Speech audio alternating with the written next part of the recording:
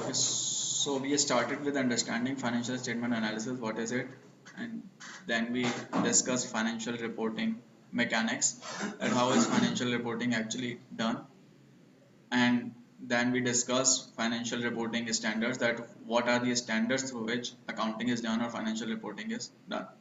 So we have covered holistically all the whole of the process, that how are financial reports made. Now these readings or the readings that you see now would be about those financial statements. So there is a reading on income statement, and there is a reading on balance sheet and cash flow. So it goes into further details of income statement, and what components are there, how are they recorded, and so on. So starting with income statement, we have already discussed basic equation, which is it is income minus expenses. We also discussed key elements such as revenue, sales, turnover, net revenue. Once you have the revenue or top line, then you subtract cost of goods sold from it, and once you subtract cost of goods sold, you arrive at gross profit. Then you subtract other expenses from it and add any other operating incomes, and you arrive at operating income or operating profit. Then you adjust for any other gains or losses, and then you arrive at net income. Or you can say you arrive at profit before tax, and then you subtract tax, profit before tax, and then you subtract tax, and then you arrive at net income. Tax is also a kind of expense, so it is covered in expenses. Sir, Yes. the vested of asset is the sale of asset. Yes, sale of asset. Only gain or losses are, Sorry. only gains and losses are reported in the from the हाँ हाँ, gains and losses. Sir इसमें direct format या indirect method वो है income कुछ statement में, जी income statement में नहीं, कैश फ्लो स्टेटमेंट में हो रहा हूँ. जी मतलब they ask about हाँ, जब हम कैश फ्लो स्टेटमेंट करेंगे तब उसमें कवर करेंगे. There is a separate reading on cash flow statement. अभी we are discussing net income or income statement. So net income is revenue minus expenses in ordinary business activities plus other income minus other expenses plus gains minus losses. You add up all gains, you add up all expenses, and that becomes net income. Formats, two key formats can be multi-step format and single step format. Multi-step format is the one in which you show gross profit, that is sale minus COGS gross profit, and single step format is the one in which you do not show gross profit, you just list down incomes and list down uh, the expenses. So if you are forming gross profit and then rest of the PNL, then that is known as multi-step. Otherwise, if you are just showing all of it in one column, that is single step. And this is an example of the income statement. That's how income statement looks like. After income from operation, you subtract tax, and then you arrive at net income. Now, this how this reading is structured is that it provides you an overview that we have done, and then it goes on to discussing all the elements of income statement. The first element is revenue. So it will discuss key elements such as revenue, such as expenses, and so on. So revenue, when we talk about revenue, when we record revenue, the question is that when do you know, when do we record the revenue, when do we actually record the sale. So for example, if there are two parties A and B, A has entered into a contract to sell something to B, so should A record the sale or not? One of the view can be that as it there is a contract, so it should record it, and another view can be that A hasn't yet made the sale, so it should not record it. So the question is that when the sale should be recorded. So for recording that sale, the standard providing bodies provide us with a with revenue recognition standard. So revenue recognition criteria, then when should a revenue be recorded? One of the very key criteria, remember, is that revenue should be recorded if entity has transferred to the buyer risk and rewards of ownership of good. So if risk and reward associated with the ownership of good have been transferred to the other party, then revenue is recorded. Otherwise, it is not recorded.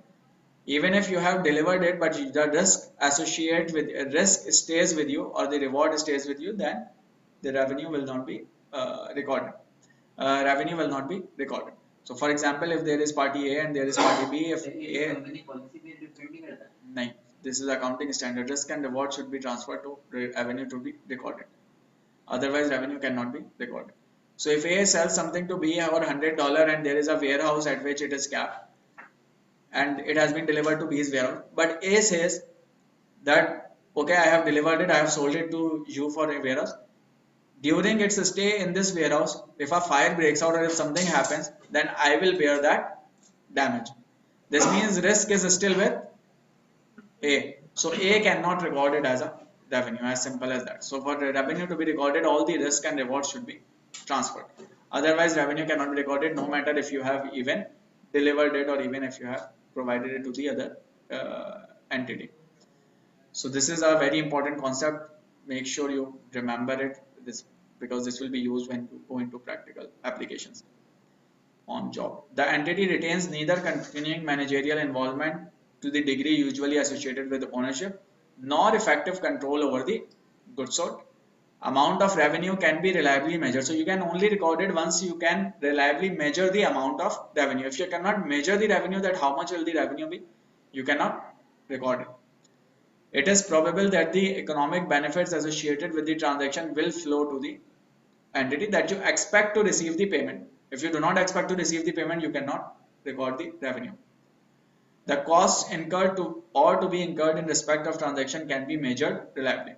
So key point is risk and rewards transfer. You can reliably measure amount of inflow and outflow both, cost and revenue both, and you can reliably expect to recover the amount or to receive the amount in future. If these conditions are met, you record the revenue, otherwise you do not record the revenue.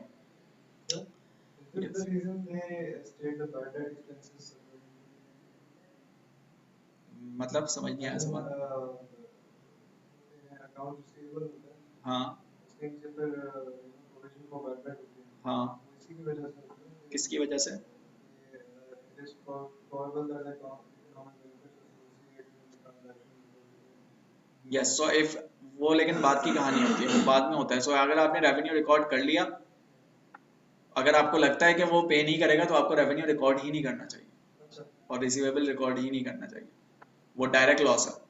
अगर record करने के बाद कुछ time बाद आपको लगता है कि वो नहीं देगा, तब आप बैड डेट प्रोविजन रिकॉर्ड करते हैं. लेकिन रिकॉर्ड करते वक्त if you think that record के पेमेंट नहीं होगी, तो you can not record the revenue. Unearned revenue we have discussed. It is cash received in but goods or services are yet to be transferred. That is, if you receive cash in advance and you will sell in future, that is known as unearned revenue, which is a liability. Why? Because you have received money and you will have to provide service in future, and providing service in future is known. Obligation to provide a service in future is a liability. Now, simply speaking, if you sell something $100, you deliver it and you receive cash and you record it. This is a simple transaction that you sell something and you record it as a revenue, receive cash and you record it as a revenue. However, in some cases, maybe you record a revenue, maybe you receive a cash in advance, but still record a revenue. Or in some other cases, maybe you receive cash late but still record revenue earlier. So these can be special cases in which revenue is recorded when you receive cash in advance, or revenue is recorded when despite not receiving the cash. So these can be other special cases.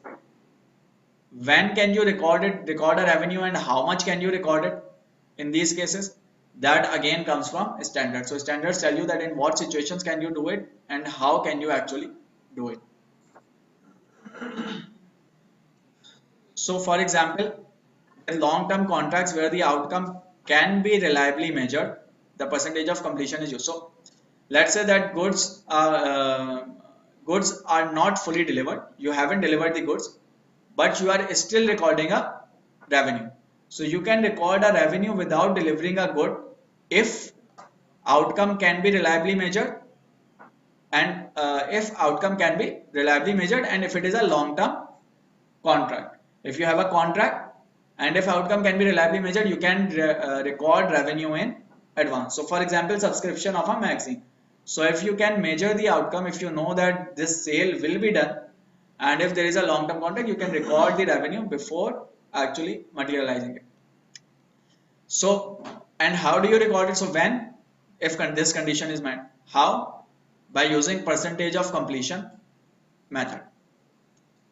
So when can you use this percentage of completion method? That we discuss if outcome, that is revenue and cost of contract, can be reliably measured. How do you use it?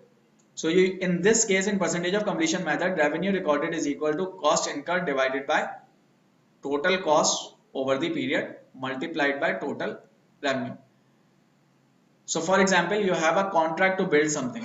So you have a contract to build a network for a customer for a total sales price of 10 million euros. So that means your selling price is total 10 million euros, but this is a contract and you will do this construction in or build this network in next 3 years.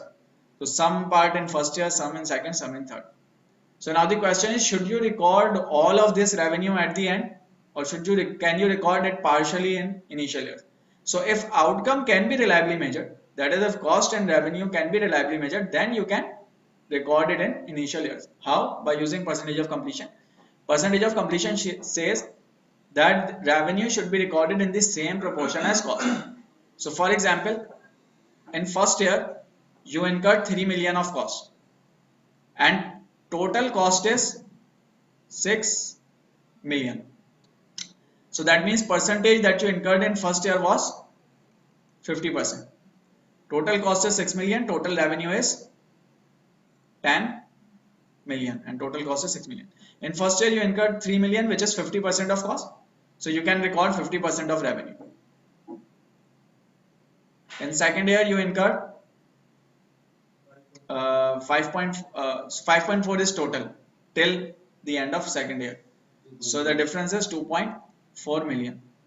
So 2.4, you calculate the percentage of 2.4 million and record it as revenue. So what's the percentage? Sorry, 40%, and then you record 40% of total revenue as revenue, which is 4 million. And year 3, it is only 3 plus 2.4, which is 5.4, 0.6 million, which is 10%, and you record 1 million as revenue. When can you record it? When can you use this method? You can use this method if outcome can be reliably measured. If outcome cannot be reliably measured, if you do not know what the cost will be, what the revenue will be, then you cannot actually record this as revenue. So this is one method, which is percentage of completion. Now next is if outcome cannot be reliably measured, but you expect costs to be covered. You cannot measure outcome. You do not know whether you will receive 10 million or not. But you are sure about it that at least cost will be recovered. In this case, you use another method in which you only record as much of revenue as cost incurred. So if you incur 3 million of cost, you record 3 million of revenue. So this is all common sense. If you do not if you are not sure about the cannot reliably measure the revenue, then you should not record that excess revenue. If you are sure about covering the cost, then you should record cost as revenue. If you are sure about, or if you can reliably measure the revenue, then you should record it. How much? In the same proportion as cost. So 2.4, 2.4, 0.6. Now third year in hand, you have generated 10 million revenue. So whole of the remaining revenue will be recorded in third year. So total remains the same, 10, 6, 4. So actual profit will be incurred in the last year. Yes, profit will be in last year. Throughout the life, profit will remain be zero. Why? Because you do not know, you cannot reliably measure the profit. You can reliably, you know that cost at least will be covered, but you cannot reliably measure the profit. So profit will be deferred to later period. And there is, and US GAAP gives you, in this scenario, US GAAP gives you completed contract method. Completed contract method simply says that recorded when the record cost and revenue both when the contract has been completed. So no revenue, no cost in first year, no revenue, no cost in second year, whole revenue, whole cost in third year. So these are the methods. So remember these methods, and I think if you know the basic concept, you should be able to remember it easily. That is the basic concept. If you can reliably measure something and you expect it to receive it, record it. If you cannot, do not record it. If you think cost will be covered, record it as much as cost. So this is related to recording in before completion of contract. That in what cases can you record revenue before completion of contract, and how do you record it? And remember this name, percentage of completion method and completed contract method. Remember the names, because if you are asked which one of the following is an example of percentage of completion or is an example of completed contract, you should What is know the this. second method? So this is, there is no, I don't think there is any name for it. It is just what you use under IFRS if outcome cannot be reliably measured. I don't know if there is any name. I don't think there is any name. But this completed contract method have a name, which is record only after completion of contract. And again, these names are even not actually the scientific terminology. This is just what it is about. Completed contract means record when contract is completed. Percentage of completion means record in the same percentage as completion. Moving on. So in the previous example, we discussed about recording revenue before actually receiving it. And now we are moving on to opposite of it, that is recording revenue after before actually receiving the cash. So in the previous example, we received the cash, or we were making a contract, we had to provide a service in future. Now we are moving on to installment sales, in which we have actually provided a service, but we will be paid in installments. So service has been provided, but payment will be received in installment. Payments are expected over an extended period. So remember, when we talk about installment sales, when installment is being paid, that means buyer is delaying the payment. If it is delaying the payment, then there is a kind of financing that you are providing to him. If you are taking the payment late, that means you have provided him with the debt or loan. Indirectly, it is a kind of loan. He should pay it today, that is your receivable, but he is paying after 1 year, so that is a kind of loan that you have given to him. That is a kind of receivable for you, asset for you, and liability for him. So if there is a liability, if that is a kind of financing, then he should also pay some interest on it. Some interest should also be adjusted on it. That interest is not being explicitly paid, but the assumption is the payment that he is making would incorporate or would account for some interest component due to financing. So that payment will have some interest component and would have some component for the price of the good or service that he has purchased. So then two components should be recorded. Price should be recorded as revenue. Interest component should be recorded as interest income. At the time of sale, you will record sale price as revenue, and over time you will record interest component. This sales price is the present value of all future payments. So present value of future payments is price, and the difference between absolute payment and price is the interest component. So for example, if he is expected to make $1,000 of payments, let's say every month. So if you calculate present value of those $1,000 of payments for a year, it will maybe something like 10,000. So this 10,000 is price. What is the total amount of payment that he has made? He has made a total of 12,000. He has paid a total amount of 12,000. So difference between 12 and 10,000 is your interest component or interest income.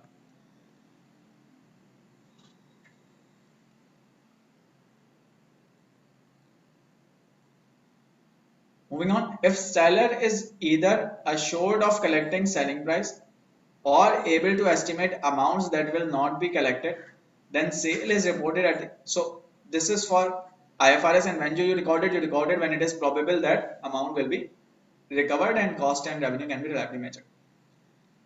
Moving on, so US GAAP says that if seller is either assured of collecting selling price or able to estimate amount that will not be collected, then sale is reported at the time of sale using normal revenue recognition.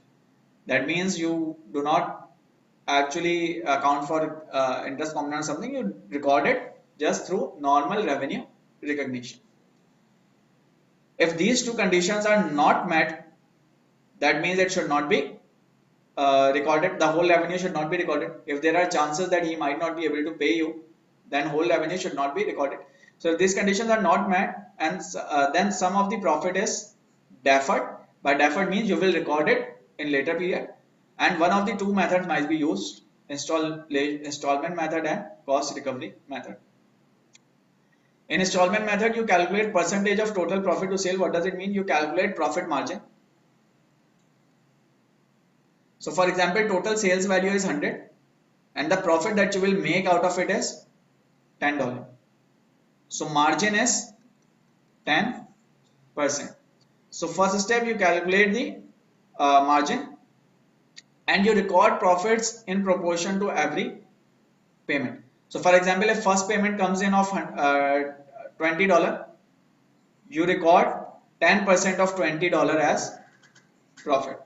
So first you measure the profit percentage and then you only record the profit as per the amount received. In cost recovery method, you do not record any profit until cash amount from buyer exceed the cost. Until you have received enough amount that your cost have been covered, you do not record any profit. So remember the names installment and cost recovery. We will do an example just now that would make this concept clearer. Assume that total sales price and cost of property are $2 million and $1.1 million respectively, so that the total profit is 900,000.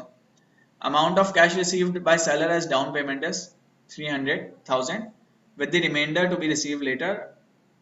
It has been determined that there is significant doubt about the ability and commitment to complete all payment. As there is a doubt, you cannot just record all of it as revenue. As there is a doubt, you will only record it partially using installment or cost recovery method. So if you are using installment method, first step is that you calculate profit margin. Profit margin is 900,000 divided by 2 million.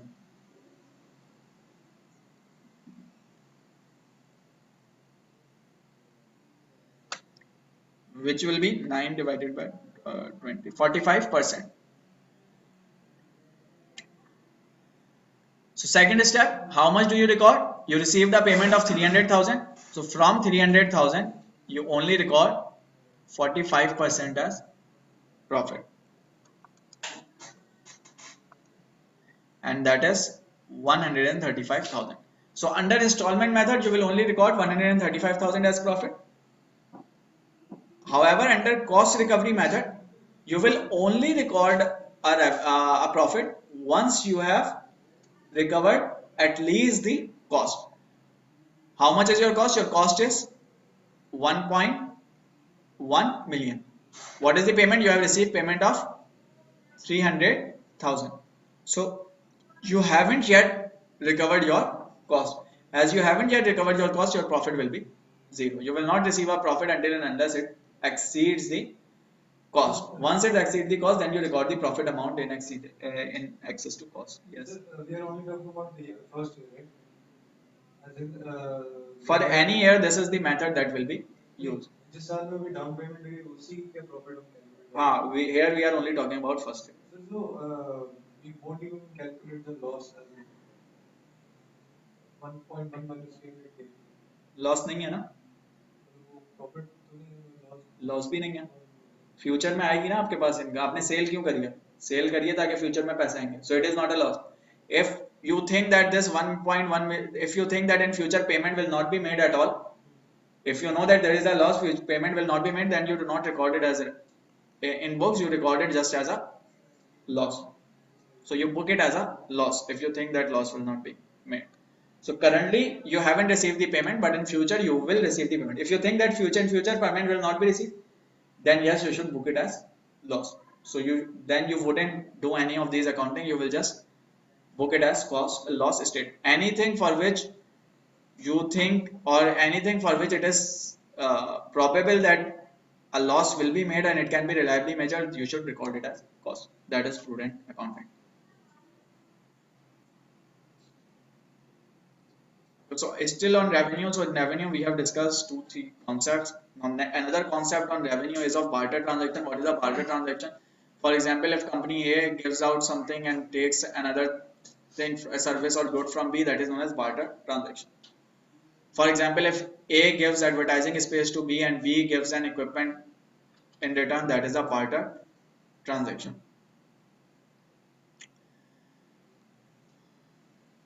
Or if A sells something to B and buys something identical, that is also a barter transaction and known as round trip transaction. Now the question is that should the revenues be recorded at fair value of product or difference should be recorded? If something is being given and something is being taken out, then should both be recorded as, should that sale be recorded at fair value or should the sale only be recorded as the difference? So what IFRS says is that if A sells something to B and let's say that product's fair value is 100. So how should you find out fair value or at what amount should you record it? So it says A says that IFRS says that if A has sold something to B and in return it has taken something, so the product which A has given to B, that goes to revenue.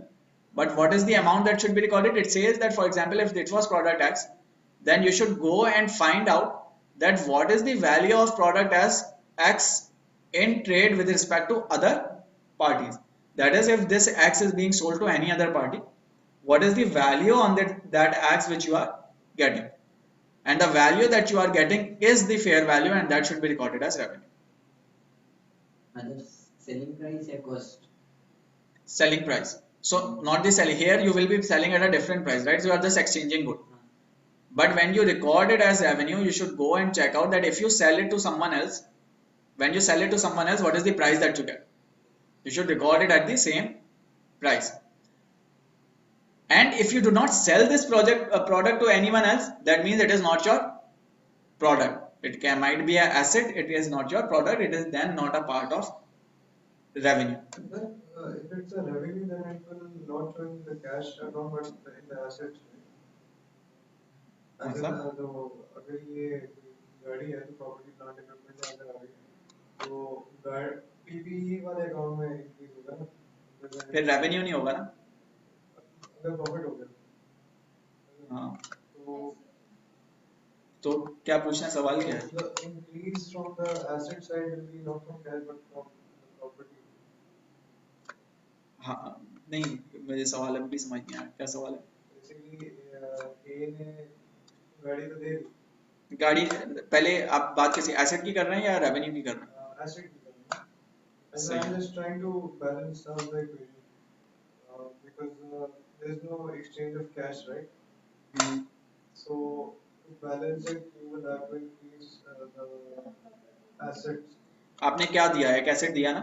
Asset दिया cash लिया? नहीं लिया, cash की जगह कुछ और लिया, वही वाला asset वैसे ही वही वाला ले लिया, तो वही एसेट डेबिट होगा और वही एसेट क्रेडिट होगा. सो एसेट डेबिट, एसेट क्रेडिट, और वो बैलेंस हो जाएगी इक्वेशन. सो एसेट ही आपका डेबिट हुआ, एसेट ही क्रेडिट हुआ. अगर आपकी नेटबुक वैल्यू से ज्यादा की वैल्यू पे डेबिट क्रेडिट हुआ तो आपको गेन हुआ है, वो गेन इनकम स्टेटमेंट में चला जाएगा. अगर उससे कम की वैल्यू पे हुआ है तो वो लॉस हुआ है, वो इनकम स्टेटमेंट में चला जाएगा.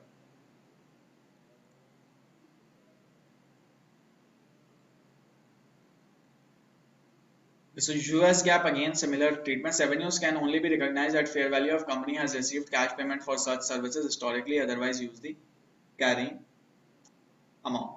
So historically, if you have sold that thing or something to other party, then you record the revenue. Otherwise, you can record it as revenue. Otherwise, you cannot record it as revenue. So key point to remember in barter transaction is that you record it as revenue only if there is reference point available. That is, you have sold it to other parties as well. Otherwise, if it is an asset and it gets adjusted into asset, it is not a revenue.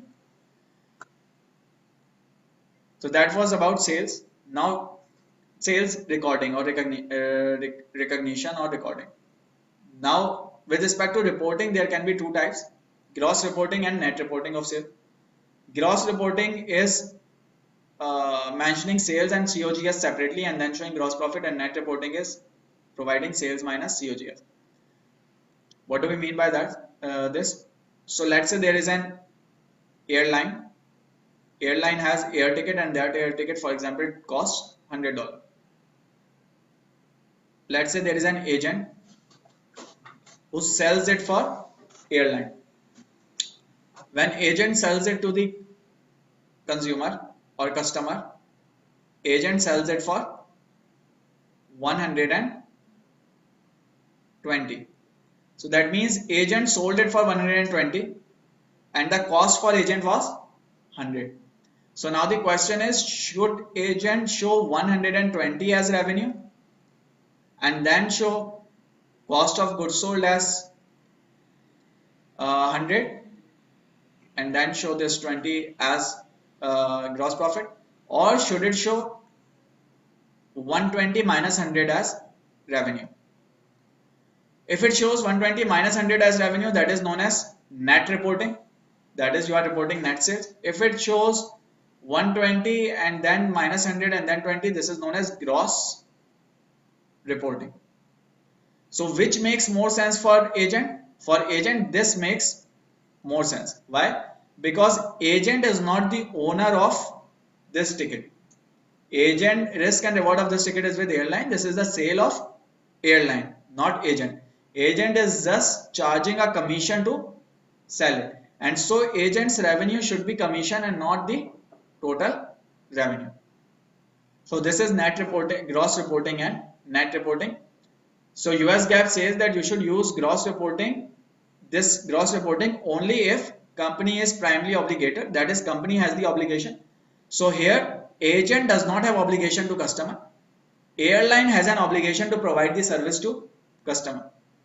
Bears inventory risk, again agent just doing it on the behalf of airline. Bears credit risk, can choose supplier, has reasonable power to establish price. So if these conditions are met, then you use gross reporting. Otherwise you use net reporting. All of these or only one of these?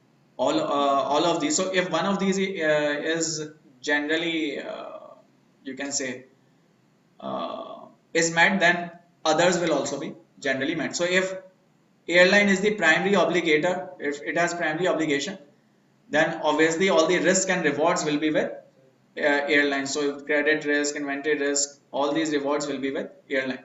And if it has the obligation to provide it, then it would be the one choosing the supplier for it. So they will normally be mutually exclusive. Non-mutually exclusive. This is again what we have just done. So the table below shows how reporting would appear on gross and net basis. So this is an agent of airline. Airline tickets were 1.1 million. Cost of sales were 100,000. Cost of sales for 1 million for airline ticket, and then 2,000 expenses incurred in selling to customer, and then gross margin comes out to be 98,000. But this is not the right way. Why? Because this is an agent. It is not the primary obligator. It does not bear the inventory risk. It does not choose the supplier.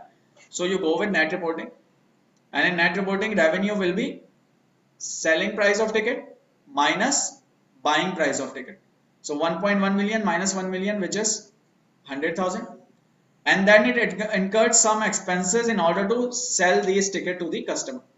So that become expense, and then this become gross margin.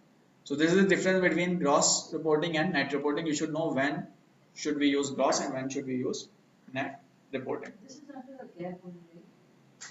This is under the GAAP only. This is under GAAP, but even in IFRS, the principle is the same for gross reporting and net reporting. Did we not decide that netting off is not allowed under IFRS? What is not allowed? Sorry? Netting off. Netting off is not allowed, but here we are not netting off. So netting off is not allowed even in US GAAP. So even in US GAAP it is not allowed. By offsetting, no offsetting, that was no offsetting. So no offsetting means that I cannot offset one account by another. For example, if I have a receivable and if I have a payable, receivable of 100 and payable of 100, I cannot net it off. That is, on balance sheet I will show receivable as well as a payable. Same goes for fixed, right? Generally You cannot net off, yeah, but exactly. yes, but it is not offsetting. It is something different. So what we are trying to say here is, or what we are trying to tell here is, it is actually not net offsetting. It is, so what is offsetting? Offsetting in income statement would be, for example, if I made an income of $100 and I made an expense of $80, and if I am offsetting it, that will be offsetting. I will have to record both of these separately. But now the question here is, it is not about offsetting. The question here is that what is the revenue to this agent? What is actually the revenue to this agent? So what is the revenue? You earn revenue conceptually when you sell a good or service, correct? So now the question is that what actually is this agent selling? Is this agent the seller of ticket? This agent is not the seller of ticket. Why? Because this agent is the seller of service. It is providing a service to sell this ticket. This ticket is not owned by agent.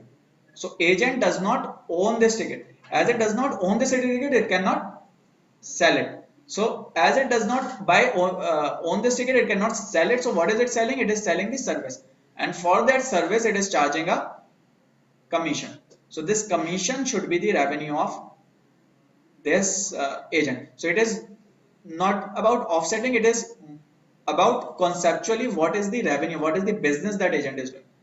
So if the agent had bought the tickets first and then sold to the passenger, then it would have lost reporting. Then it would be gross reporting. Why? Because then agent owns the ticket. But in that case, agent would have the inventory risk. Agent would have the default risk. Agent would have chosen the supplier of that ticket, and all the risk and rewards would have been transferred to agent. If all the risk and reward have been transferred to agent, then it makes sense that you use the gross reporting. Why? Because then it's his own product. But without that, if it is providing only service, then only the revenue associated with service should be used. So here agent is not selling the ticket, agent is selling a service. So key concept here is that whenever analyzing accounting treatment or revenue recognition, so when analyzing revenue recognition or recognizing revenue, you should have a clear idea about what is the product or service being sold by the party. So sometimes you are just selling a service, that is taking someone else's resource and selling it to other person or finding a buyer. And sometimes you are actually taking some buying something and selling it. Like for example, if there is a broker, if let's say there is a real estate agency is a have a broker. This broker charges commission. So if he makes his P&L, what should be the revenue? Revenue should not be the property price that he has sold. Revenue should be the commission that he has taken. So his commission, otherwise it would be overstated. It will look like that he is doing a very big business, but actually he is not doing a very large business. His sales are very low because he just made two parties meet and charge the commission.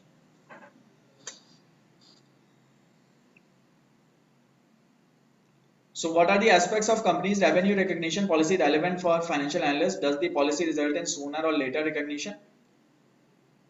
To what extent does policy require company to make estimate? If company has the flexibility to make estimate, there are chances of manipulation, more chances of manipulation. If there is lesser flexibility, there is lesser chance of manipulation.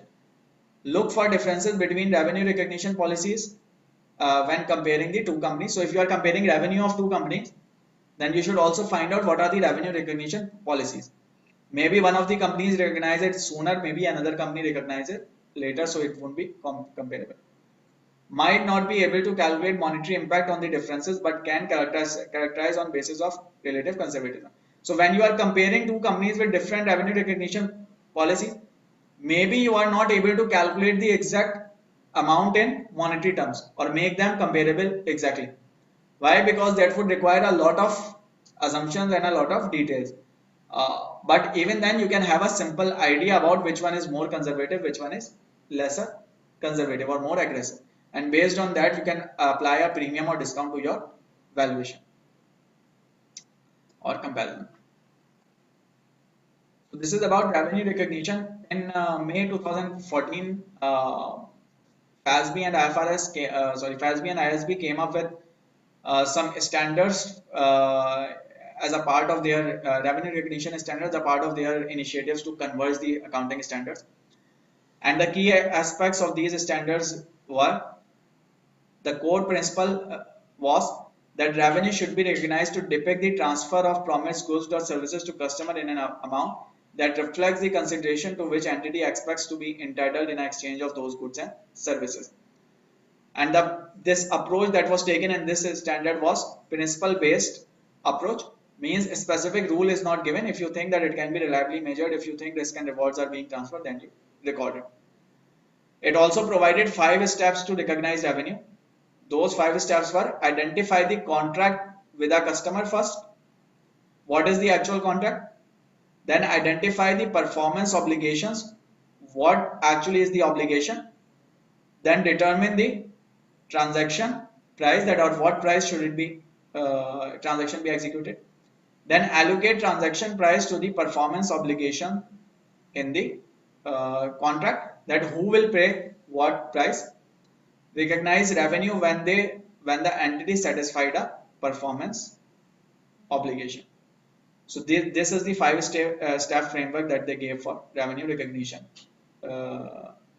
Treatment of some related costs. Incremental cost of obtaining a contract and certain costs incurred to fulfill a contract must be capitalized under new standards. Capitalizing means recorded on balance sheet as an asset. Disclosure requirements are quite extensive, and you can just go through disclosure requirements if you wish to from curriculum. But generally they say that disclose information about contracts with customers disaggregated into different categories of contracts, and there are many disclosure requirements which you can go through. Key idea is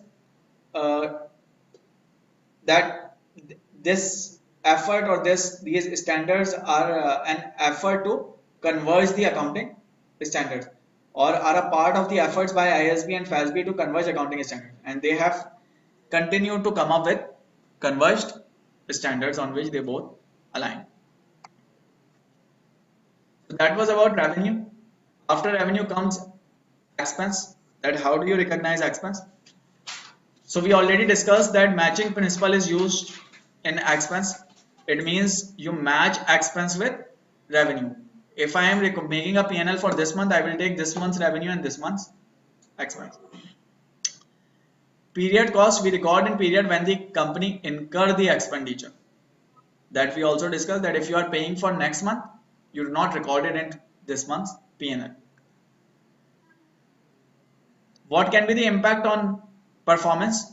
So if you delay expense recognition, your income will be overstated as of now and will be understated later. If you recognize expense sooner, income will be understated now and overstated later. So one of the key types of expenses related to cost of goods is cost of goods sold. And how do you estimate cost of goods sold? So for estimating cost of goods sold, you need inventory valuation. And how do you value inventory? So for valuing inventory, you can use different methods, including FIFO, LIFO, weighted average cost, and special identification. So this comes in detail later in when we do balance sheet reading, but here they have given you an introduction. So if you are using FIFO, FIFO means first in, first out. First in, first out means that cost of goods sold will represent older units, because what you bought first will be sold first. So if you are in a time when the prices are rising, in those times using older units would mean using a lower price unit. So that means prices will be lower. If prices is lower, cost of goods sold will be lower in FIFO. On the so cost of goods sold will be lower. If cost of goods sold is lower, inventory will be higher and profit will also be higher because cost of goods sold is lower. In LIFO, cost of goods sold will represent, LIFO is last in first out, so cost of goods sold will represent latest bought units.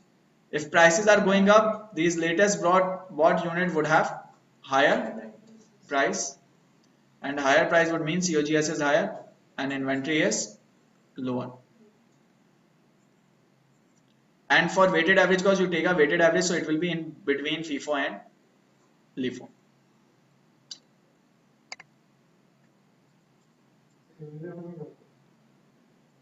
I think FIFO, I'm not sure, but I think FIFO. Issues in expense, moving on, issues in expense, and generally in any foods companies it is FIFO, or consumer companies it is FIFO. Why? Because there is a chance of expiry. So generally it is FIFO in consumer companies. Issues in expense recognition.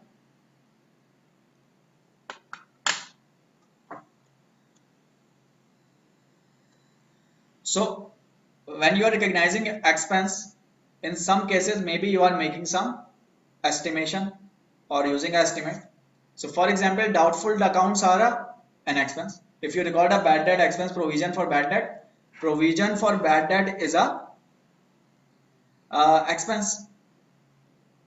It goes into balance sheet, and any increase goes to or decrease goes to income statement. And how do you calculate provision? Provision is calculated based on some estimate.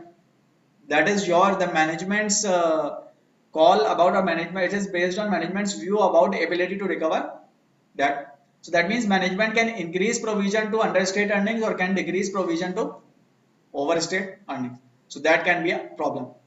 Or warranty, which is estimated amount of future expenses. Now this estimate would again have some assumptions. So based on those assumptions, you can overstate or understate expense. Or depreciation and amortization. Again, you will have some assumption of useful life. You will have some assumption of rate. You will have some method choice, which is a straight line or reducing balance or whatever. So that means in expense recognition, if you have any estimates being used, or if management has more flexibility about it, then there are more chances of manipulation. So you should look for the trend and you should find out reasons for any significant change. If provision has significantly changed suddenly, you should find out a reason for it. When we talk about depreciation, there can be two methods, straight line and accelerated. Again, this will be discussed in detail in balance sheet reading, but just to give you an overview now. A straight line method is when you divide depreciation expense equally throughout the life of the asset. And accelerated is when you record more depreciation in initial years and then lesser depreciation in later years. One of the types of accelerated depreciation method is diminishing balance method or declining balance method. What is declining balance method? In this method, you use a specific percentage and multiply it by net book value. So if percentage is constant and net book value is going down with time, then depreciation will decrease with time. Initially it will be higher, later it will be lower. If the इसमें zero हो भी सकती है. In the end, if you have to reach a if there is no salvage value, if it has to be zero, it will eventually go to zero. If this percentage that you are using is 2 multiplied by straight line percentage, then that is known as double declining balance depreciation. So just an introduction here, it will come in calculations and all that in balance sheet reading, but remember the names and remember the methods. Key point to note is the difference between IFRS and US GAAP. This is very important to memorize or to remember. But anywhere when you see IFRS and US GAAP difference anywhere, make sure that you remember it or memorize it, because that is very important. So IFRS says that you can either use a cost model or you can use a revaluation model for asset valuation. Cost model is recorded at cost and then continue to depreciate it. Revaluation model is check out market price and then revalue it. Remember and memorize it that US GAAP does not permit revaluation model for property, plant and equipment assets. And if this is very, very important, because you will see this in practice questions. So remember, US GAAP wouldn't allow revaluation model. for PP and E. Sir, वो revaluation नहीं होती जैसे US gap में नहीं होगी, तो increase होगी value according to नहीं PP and E की नहीं करती. Each component of an asset is depreciated separately, so there is a component based depreciation. For example, if I have a machine, that machine has two components, there is a plant and there is a, let's say, cutter or any other component. For IFRS I will depreciate this separately and this separately, but for under US GAAP I can take it as one asset and then depreciate it. Annual review of residual life and useful life is required under IFRS. US GAAP there is no explicit requirement for this.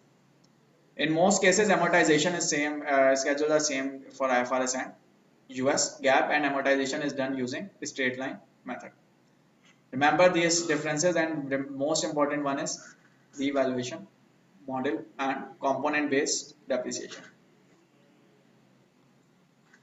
So then after expenses comes non-recurring and non-operating items, where you have discontinued operations. Discontinued operation means that you have a product, now you have pulled out the operations from it, discontinued it, that is discontinued operation. Extraordinary item, remember that this term extraordinary is used under US GAAP. IFRS does not use this term extraordinary. IFRS would say unusual, infrequent item, but wouldn't say extraordinary. This term is specific to US GAAP. US GAAP says that if there is any expense which is unusual and infrequent, then it is extraordinary.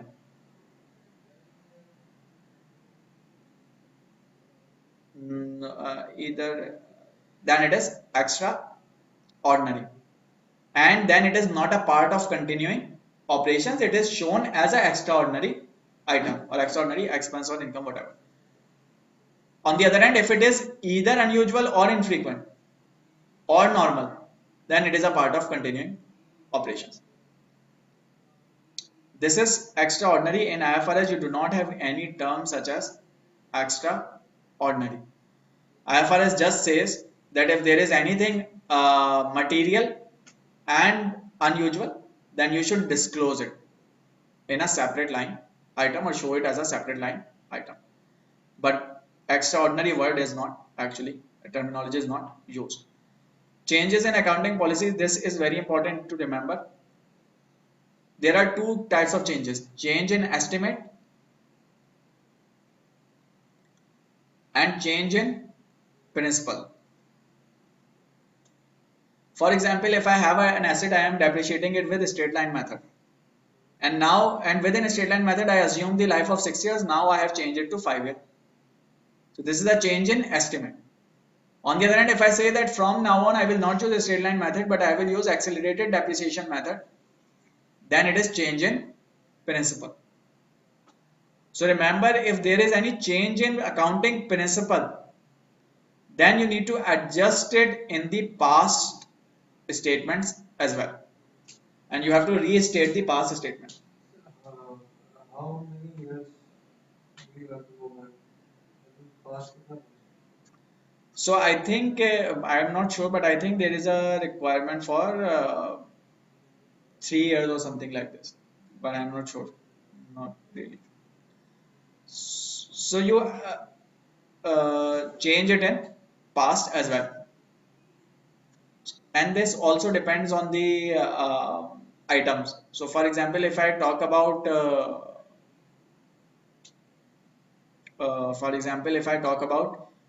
something which is impacting retained earning, so if I just restate last year's retained earnings, that will capture all the impact of previous year retained earning. But apart from that, if I am reporting and if I am showing 2000, for example, 16, 17 and 18 in my financial accounts, then for comparison purposes I have to restate 7, 16, 17 and then 18. So would vary, but I do not know what is the actual requirement. Change in accounting estimate has this is retrospective, this is known as retrospective application.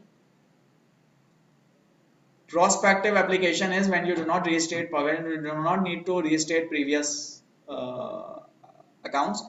You can go and with the new estimate in future. So change in estimate has prospective application, change in principal has retrospective application. If there is an error, if you have identified an error and that is being corrected, then that requires restating prior year financial. Why? Because this was an error, so it needs to be corrected in previous years as well. Non-operating items, any items other than operating items are non-operating items. So these are expenses, and within expenses we discuss provision for doubtful debt, we discuss depreciation, we discuss warranties, and we discuss non-recurring and non-operating expenses. After expenses, once you have the revenue, you have subtracted expenses, you come out to the most important part, which is net income. This is the income which your business is generating. With respect to income, one of the key measures is EPS, which is of high interest to any stakeholder. EPS is simply net income divided by number of shares. So if I take net income and divide it by a number of shares, ordinary shares, it is known as EPS. Any problem so far? Now the next question comes in to be that these are number of ordinary shares. Maybe you are paying some preferred dividend. If you are paying some preferred dividend, then that income which is being paid to preferred shareholder is not an income to ordinary shareholder. So that means income remaining to an ordinary shareholder would be net income minus preferred dividend. So this is how formula evolves. Now moving on, now the next question is that what is this number of ordinary shares? Maybe company started with 100 million shares at the start, then it bought back some shares and it reduced to 80, then it again issued some and it goes to 90. So which should you be taking? Should you be taking at year start? Should you be taking it at year end? Should you be taking at middle of the year? What number of shares should you actually be taking? So you should be taking weighted average number of shares, weighted average number of outstanding shares.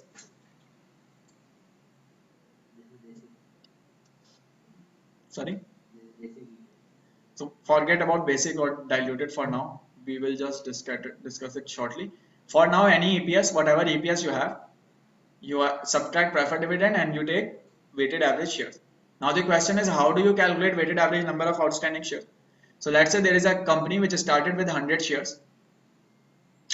It started the year with 100 shares and the year started in Jan, 1st Jan.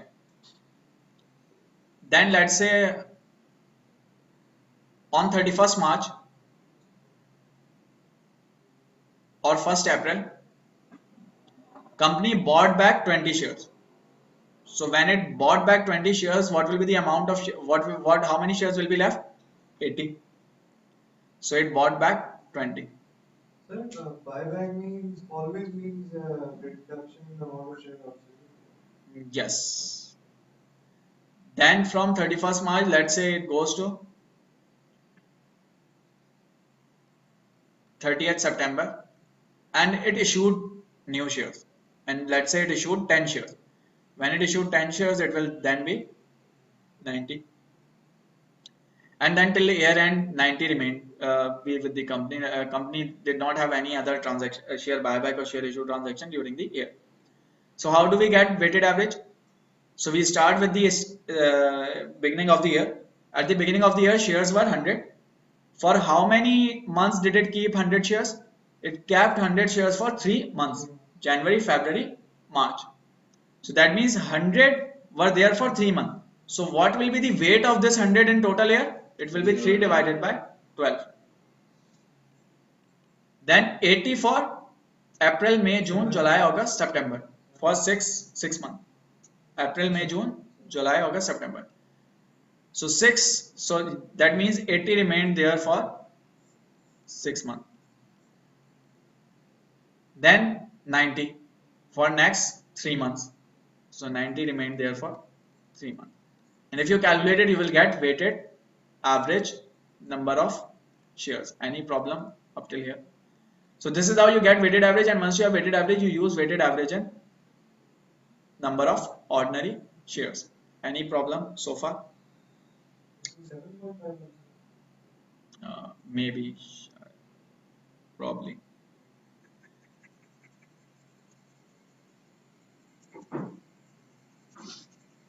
Any problem so far? So this EPS that you calculate is known as basic EPS.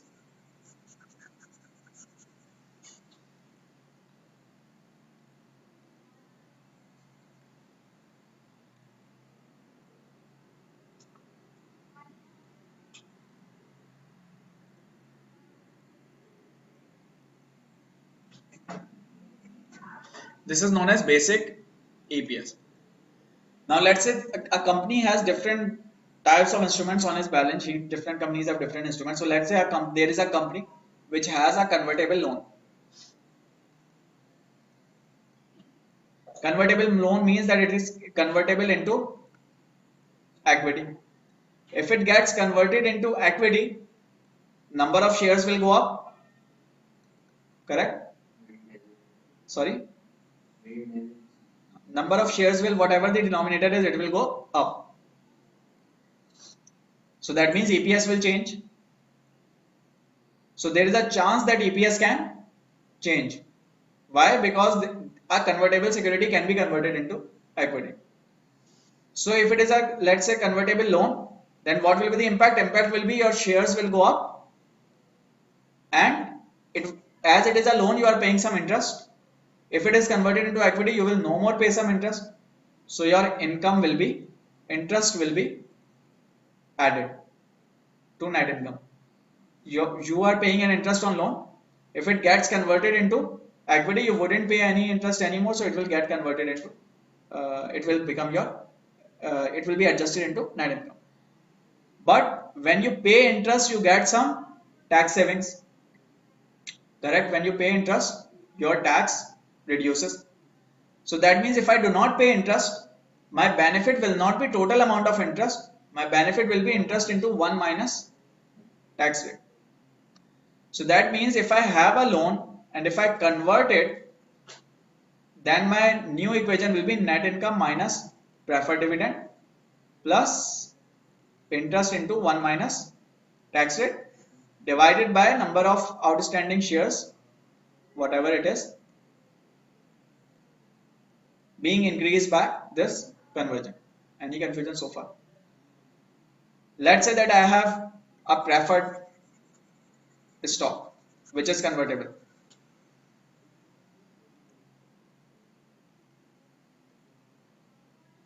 If preferred stock is convertible, if it gets converted, I will no more pay this dividend. So that means this will then remove from here. If it is being converted, if not convertible, then obviously that will remain with it. And again, it converts into equity, and so ordinary shares will increase. Preferred stock conversion into common stock. If it is convertible. Or let's say I have some options for employees. Employees have some options that employee can exercise to buy my stock. So if those options are converted into equity, again shares will go up. So that means if I have any convertible securities on my or options on my balance sheet, their conversion can lead to a change in EPS, and EPS can go down. That EPS is known as diluted EPS. So diluted EPS is the EPS which is calculated assuming that whatever security can be converted will be converted. If I take an assumption that what will be the EPS if all of this gets converted, the EPS that I get is diluted EPS. And generally it is better to look at diluted EPS, or generally analysts look at the diluted EPS instead of basic EPS because it gives you the truer picture of EPS. There might be some securities in which, so generally diluted EPS will be a lower number, right? There might be some securities in which assuming that they will be converted leads to an increase in EPS. So for example, for loan, if I convert it into equity, my denominator will increase, but my income will also increase. Now it will depend which one has the higher impact. If net income has the if income impact is the higher, then overall EPS will increase. So remember, those securities in which converting them results in higher EPS, they are known as anti-dilutive securities.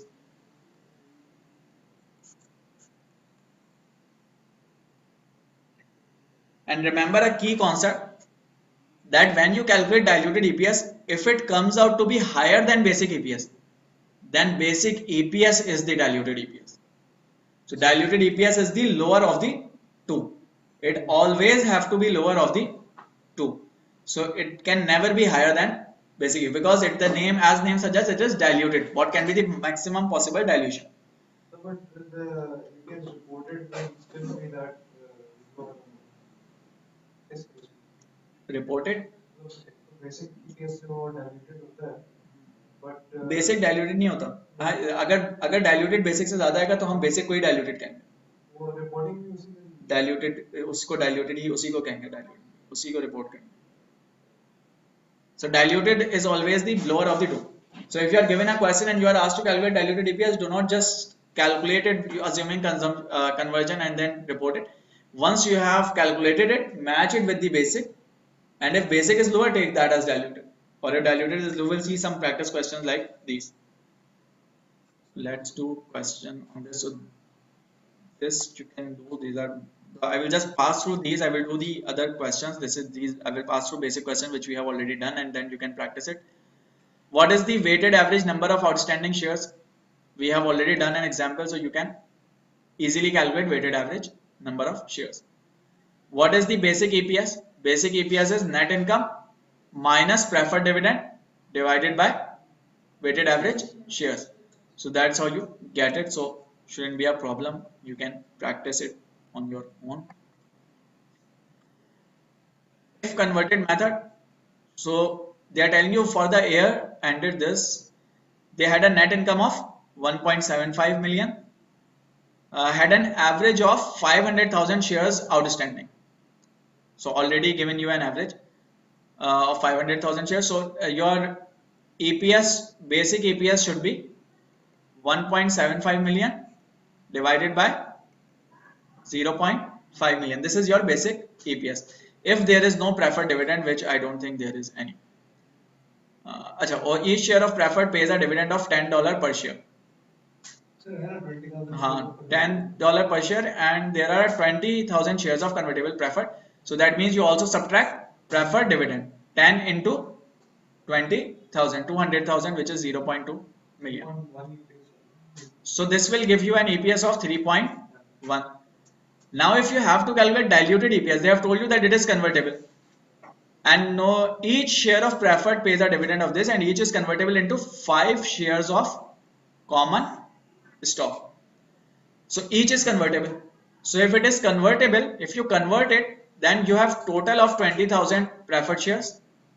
When you convert them, they will become 20,000 multiplied by 5, because each is convertible into 5. So they become 100,000 shares. So that means your denominator will increase by 0.1 million, correct? And numerator will improve. Why? Because now you do not need to pay preferred dividend. If preferred share have been converted, you remove it from the numerator and you add it in the denominator. This EPS will be known as diluted EPS. Any problem so far? So if you look into it, it will be 2.92. It is lower than basic, so you take it as diluted. Had it been higher, you will take basic as diluted. Another question which says Opnox company reported net income of 750,000. Company has a weighted average shares of 690,000. So 750 divided by 690 shares of this. In addition, company has one potentially dilutive security, which is this. There are no preferred dividend, so this is your basic EPS. So you just divide it, basic EPS comes out to be 1.09.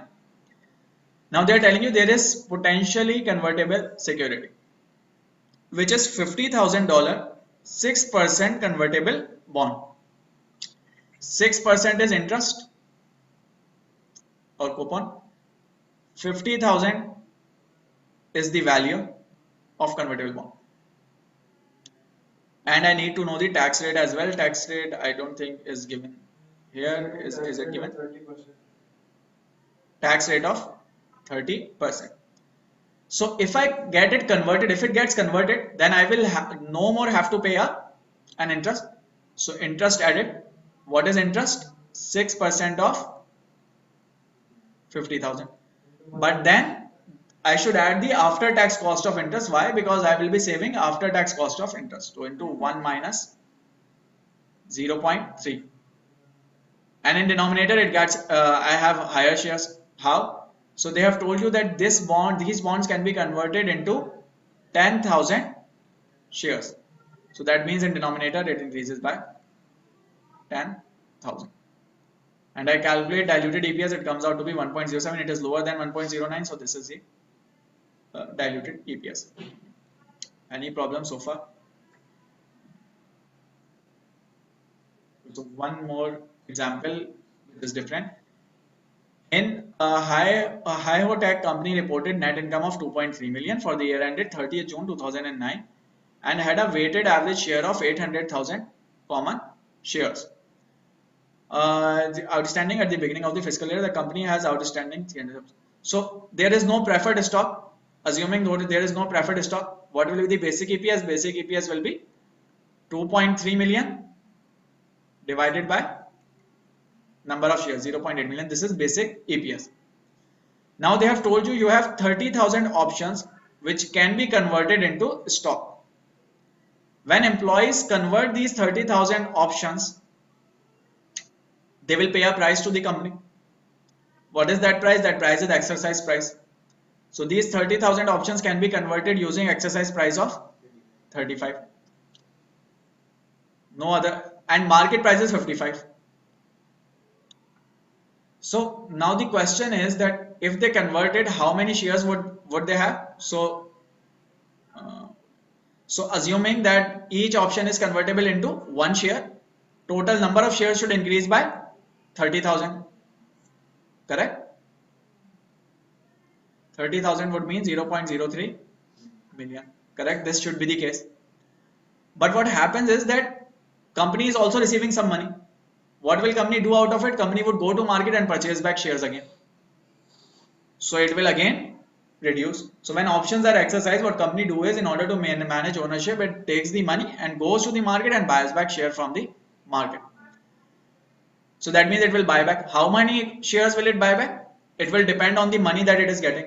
How much money is it getting? It is getting 35 into 30,000. So each option is paying 35 and total would be 35 into 30,000. So 35 into 30,000 will be 1050,000 or 1.05 million.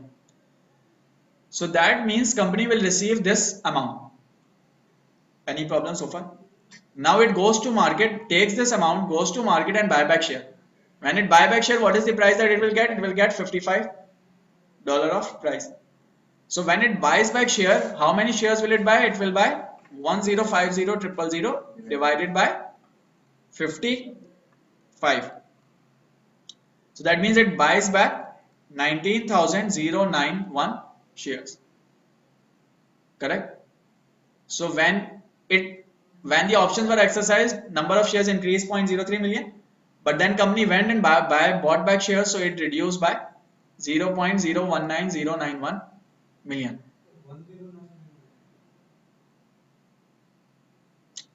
Million. All this is in million. 10909 19091 आ रहा है मेरे को तो. हाँ, so if you take the difference, it will be 10909. So they have just given you the net answer of these two. So company has 0.8 million shares. Options exercise led to addition of 0.03 million, and then buying back led to a reduction of 0.019091 million. This is your diluted EPS, which is 2.84. Again, lower than 2.88, so you take this as diluted EPS. इसमें shortcut use कर सकते हैं by taking the ratio of exercise price and new share price and multiply that by the options. $35 और 55 हाँ, same ही आएगा answer आपका. Exam में कर सकते Exam में तो you just have to select the option A, B, C. So as long as your option is correct, that is correct no matter what you did or how you did it. So anti-dilutive, this is an example, you can just do it. When you do it, you will find out that diluted comes out to be 3.13. If it is higher, what is diluted? Diluted is 3.1, lower of the two.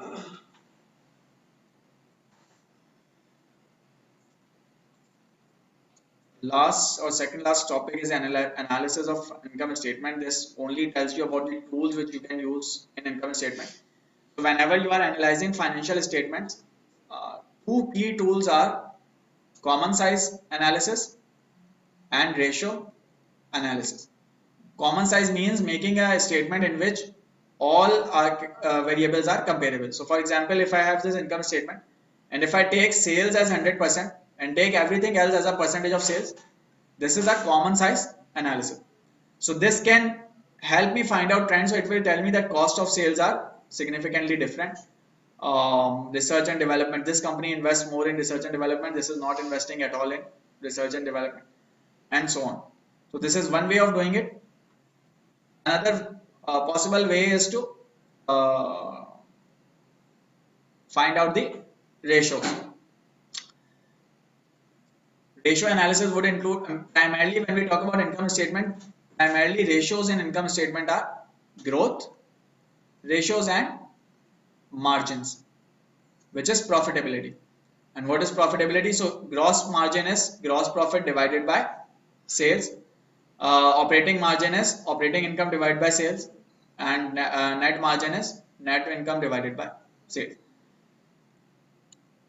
So this can help you analyze that how has profitability changed over time and what has cost change in that overall profitability. So overall profitability reduced from here to here, and major change was driven by gross margin. That is cost of sales increase, that's why margin decrease.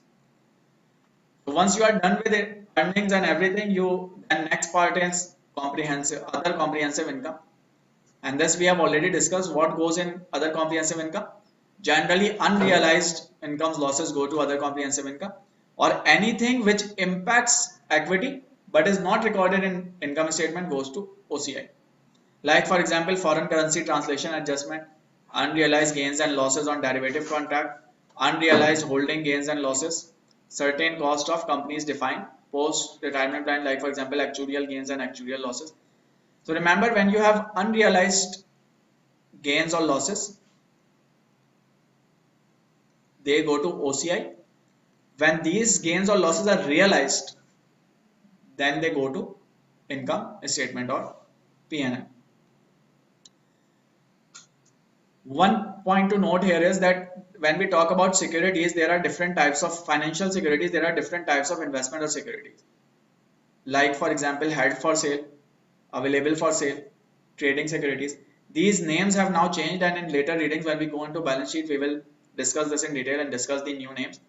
But for now, just remember, if we talk about a trading security, trading security means securities which we are actively trading. I am buying and selling and making gain out of it. So in a trading security, if a security is classified as trading security, in that security, even unrealized gain will go to income statement. So if security is trading security, realized and unrealized both will go to income statement. But for other securities like available for sale and others, only realized will go to income statement, unrealized will go to the OCI, other comprehensive income.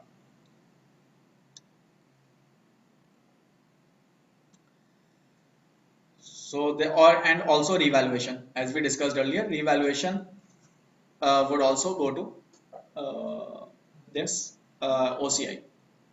This is it about the reading. Let's end it here.